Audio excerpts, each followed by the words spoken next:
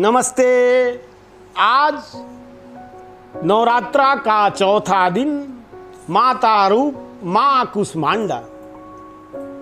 धार्मिक ग्रंथों में ऐसी चर्चाएं हैं कि मां कुष्मांडा ने अपने मंद मंद मुस्कान के जरिए इस सृष्टि की रचना की, इसलिए उन्हें आदि शक्ति भी कहा जाता है। 3 दिनों तक, शुरुआती के 3 दिन धरती माता, दुर्गा माता, काली माता, तमस की पूजा होती है जो ताकत की प्रतीक है, ताकत का प्रतीक है। और बीच के 3 दिन, जो आज चौथा दिन मां कुष्मांडा का दिन है, और कल ही मां चंद्रघंटा तृतीया तिथि के बाद कल ही दिवस में चौथी तिथि भी हो गई। कल ही से चौथा दिन नवरात्रा का इस बार शुरू हो गया, जो इस बार नवरात्रा 9 दिनों के जगह पे सिर्फ 8 दिनों का ही है। तो कल दिवस से भी तिथि बदल गई, तृतीया तिथि से चौथ हो गई।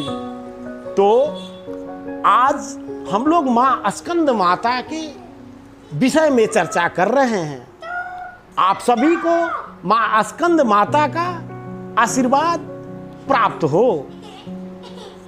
जीतना तो सब लोग चाहते हैं, सफलता किसको अच्छी नहीं लगती, पर हार सब जाते हैं, जीत कोई पाता ही नहीं।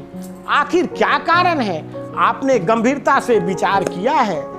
जीत किन कारणों से हमें नहीं प्राप्त होती, हार ही मिलती है?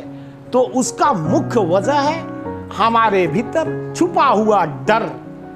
डर ही है। किसी विद्यार्थी ने एक बार प्रयत्न किया और वो फेल हो गया, दोबारा वो गलत संगत में पड़ जाता है, निराश हो जाता है, मायूस हो जाता है, उसका संगत ही गलत हो जाता है और वो भटकने लगता है, हारता ही चला जाता है। किसी भी बिजनेस व्यवसाय में देख लीजिए, अथवा किसी भी आप फील्ड में देख लीजिए, जो हार गया उसके पीछे उसका डर था।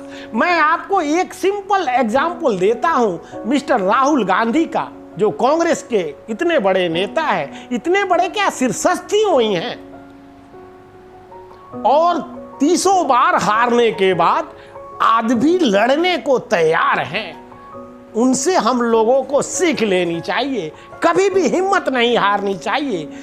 जिनका पूर्वज कई पीढ़ियों से मिस्टर पंडित जवाहरलाल नेहरू प्रधानमंत्री थे, श्रीमती इंदिरा गांधी प्रधानमंत्री थीं, उनकी माताजी किंग मेकर और पिता भी प्रधानमंत्री थे।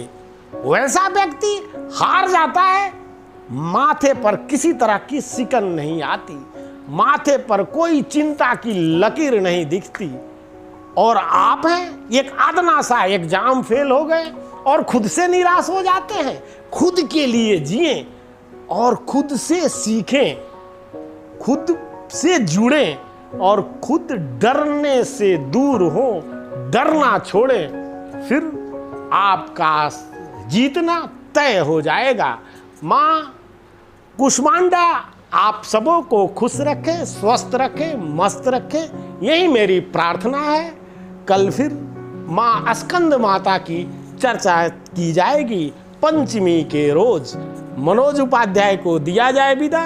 कल फिर मिलने की आस में आप सब खुश रहें, यही मेरी माँ कुष्मांडा से प्रार्थना है। धन्यवाद मित्रों।